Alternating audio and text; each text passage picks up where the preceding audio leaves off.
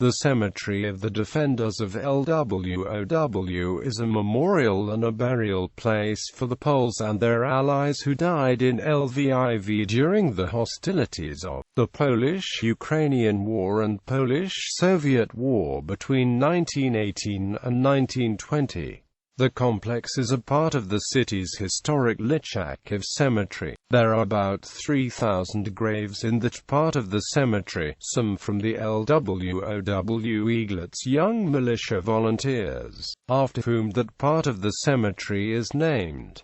It was one of the most famous necropolises of the interwar Poland. It was neglected after World War II by the Ukrainian Soviet Socialist Republic, and at one time damaged with a bulldozer. Since the fall of communism, the cemetery has seen constant rebuilding and refurbishment and continues to be one of the principal tourist attractions of Lviv. In the Second Polish Republic, in 1918–1919, Poles and Ukrainians fought over the territory of Eastern Galicia that included Lviv, with Poland defeating the Western Ukrainian People's Republic. A year later, another war between Poland and the Russian SFSR was fought around the city. In the aftermath, the city ended up being part of interwar Poland, and the Polish authorities decided to construct a memorial to the Poles and their allies who died in the 1918–1920 hostilities in that region. The necropolis complex was designed by Rudolf Indruk, an architecture student from the Lviv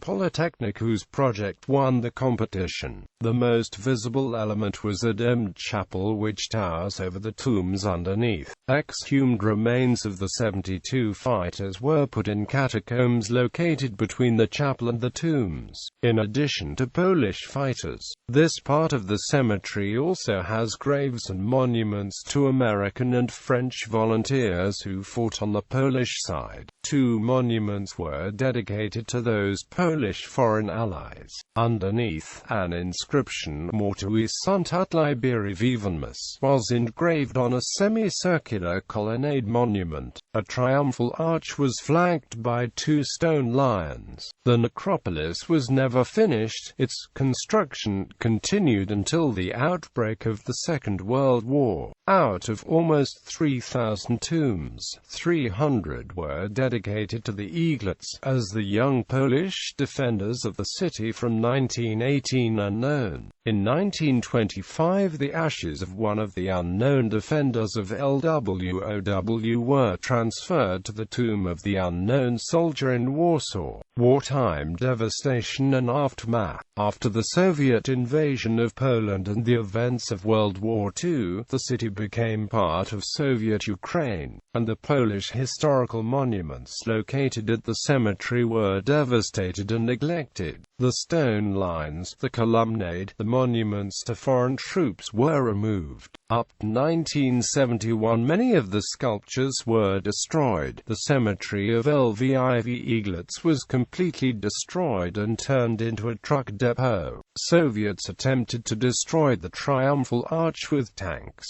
In the 1970s, the majority of the tombs were razed with bulldozers. The Lviv Eaglets section was, however, not reopened for several decades. Is the fact that many of the people buried there fought on the Polish side against the Ukrainians during the Polish-Ukrainian War generated some controversy. The issue has resurfaced several times in the Polish-Ukrainian relations. However, in 1989 the reconstruction works have begun, carried by local Polonia and Polish workers working temporarily in Lviv. Eventually the Cemetery of the Defenders of Lviv was reopened on 24 June 2005 when the Lviv City Council, which initially resisted the opening, eventually changed its mind, following Polish support for Ukraine's Orange Revolution. President of Poland Aleksander Kwaśniewski and President of Ukraine Viktor Yushchenko, who attended the opening ceremony, agreed that the reconstruction and official opening represents a major improvement in Polish-Ukrainian relations.